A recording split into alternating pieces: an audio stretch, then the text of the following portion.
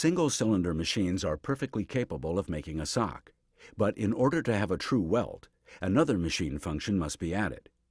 Certainly, machines with two sets of needles, such as the double-cylinder machine and a true dial-and-cylinder machine, can be used to make a true welt. However, most socks are made on a single-cylinder machine with a dial that has dial bits in the top, which cannot form a true rib, but can form a true welt.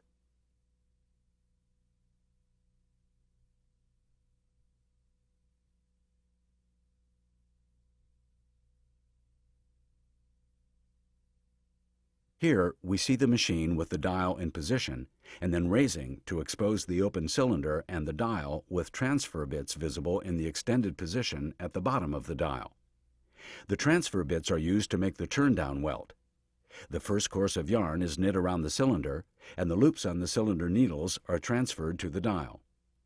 This view shows the top of the dial with the cutters, which are used to cut the loose yarns from the inside of the sock when they are taken out of action. The yarns still remain threaded in the feeder for use later in knitting. Double-cylinder machines have a lower and upper cylinder of the same diameter and the same number of needles. The tricks or grooves in the two cylinders are directly opposed to each other. Face loops are made on the bottom cylinder and back loops are made on the top cylinder. While knitting, either a face loop or back loop is made by a needle in the same groove.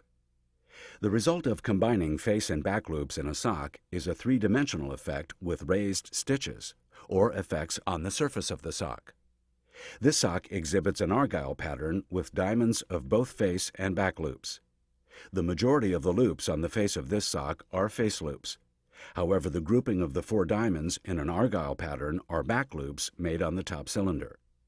The second pattern is a wide vertical stripe of face loops made on the bottom cylinder. These vertical stripes are separated by narrow wales of back loops made on the top cylinder.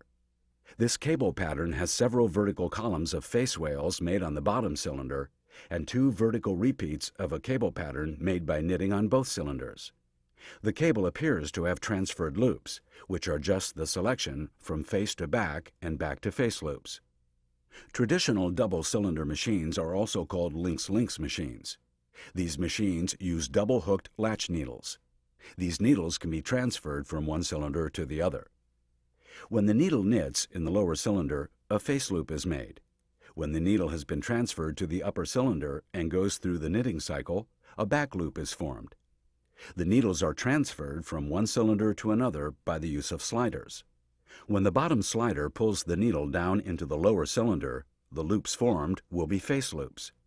When the top slider pulls the needle up into the groove in the top cylinder and the needle knits, a back loop is formed. Today, some double-cylinder knitting machines do not transfer a double-hooked needle from one cylinder to another, but simply transfer the knitted loop from the needles in one bed to the needles in the opposite cylinder bed. This system has a lifting device that raises the needle with the formed loop away from the surface of the cylinder. The needle in the opposite bed is cammed under the deflected needles and captures that loop. This is a transfer mechanism. Yarns can be knit on more than one set of needles at the same time. If only one cylinder is used to make fabric on one set of needles, the fabric is said to be a single knit. Fabrics produced from two sets of needles are called double knit fabrics. The most common double knit constructions used in socks are ribs. Although they are normally made on a double-cylinder machine, there are some cylinder and dial machines in the market. To accomplish this, a second set of needles is arranged in a dial above the cylinder. This view is of a machine used in the early 1900s.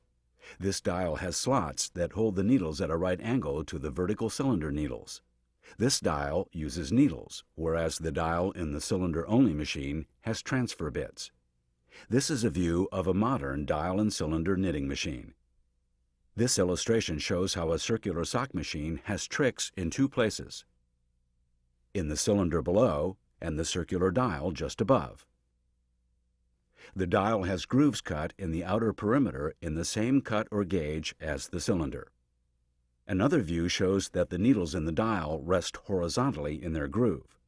Also, there is a precise gap between the cylinder and dial. This distance is referred to as dial height.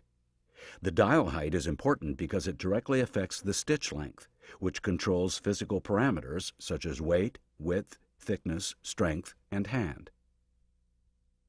When cylinder and dial machines are used, the needles can be aligned one bed to another in two distinct ways. How are they positioned and activated to accomplish this? On a knitting machine, needles are gated or spaced in the dial and the cylinder in relationship to each other. With rib gating, the two sets of needles are not directly opposite each other. Their alignment is staggered.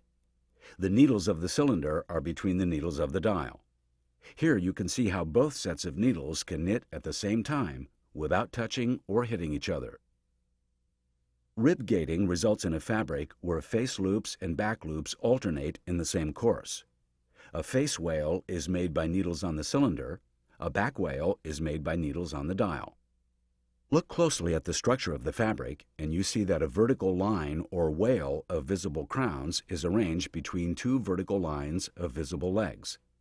This construction is 1-by-1 rib, where both sides of the fabric look the same.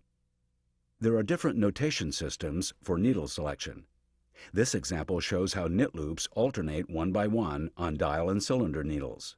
This notation is for a 1-by-1 rib. This notation is for a 2-by-2 rib.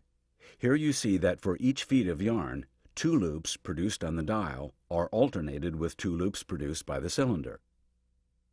Because basic rib knits have alternation of face and back wales, the structure can easily be stretched. In the normal relaxed state, the back wales hide behind the face wales. When stretched in the width, the structure opens like an accordion, resulting in more stretch than single knits and other double knits. The back wales now become visible.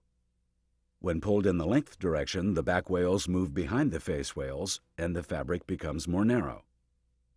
Because of this extensibility, basic ribs are used in socks for the crew and top. A second type of gating, where needles are placed opposite each other, is interlock gating. This results in different performance. In interlock gating, cylinder and dial needles are spaced so that they are directly opposed. To prevent needles from hitting each other during the knitting cycle, opposing needles are not selected at the same time. Interlock gating is not used on cylinder and dial sock machines.